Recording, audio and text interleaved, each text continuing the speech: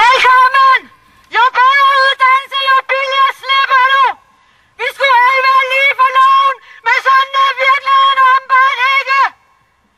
Altså, lusinger og knytnæveslag, og tendensen er klar!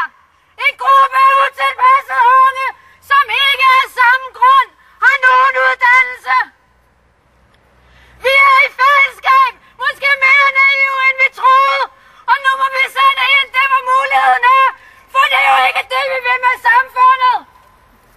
Altså, den der står og nærmest ligner en troende sky, den må i 2 tilfælde blevet indblandet i den amerikanske efterretningstjenestes CIA's meget omstridte hemmelige fangeprogram. Flygtet fra et dødsdom hjemme i Egypten, det lykkedes CIA at bortføre Abu Talal under et besøg. Efterfølgende blev han sat til Egypten, hvor han formentlig er henrettet. Men alting er overflyvninger, når andet er fangetransporter. Når amerikanerne, så fortæller vi os, så spørger vi jo til, hvad er det, der foregår? Og når amerikanerne oplyser os om, at der ikke er foregået noget ulovligt inde i flyet, så må vi jo tage det til efterretning. Og så mener jeg ikke, at der er grund til at lave en ekstra undersøgelse af det. Jeg kan jo kun tale for mit eget vedkommende.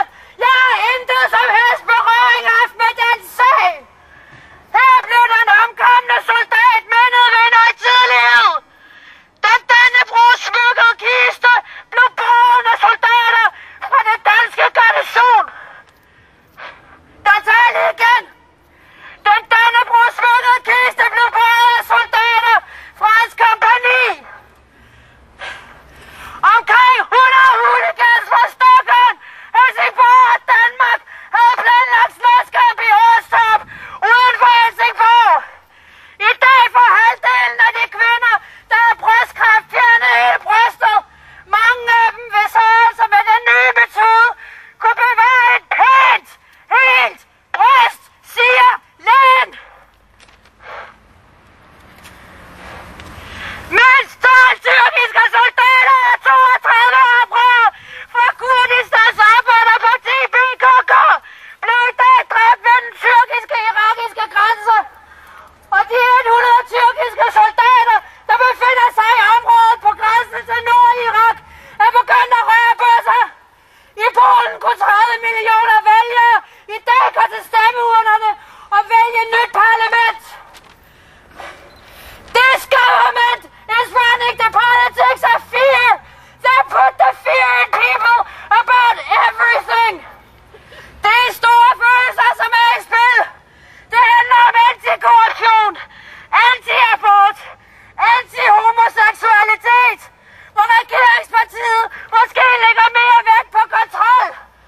De polske mindreværkskomplekser. Det, at de har været kørt over igennem årtier. Bed i dag om international hjælp til politiets efterforskning af de bombesprængninger, der i torsdags kostede 139 mennesker livet. En yngre kvinde og en midaldrende mand blev dræbt ved frontalt bilsammenstød ned ad Varde. Er du kørende i aften? Garderobepige Ditte Larsen på job. Jeg skal snart køre hjem. Jeg synes slet ikke, at du skal køre. Slet ikke. De demonstrerer over de forhold asylansøgere, og ikke mindst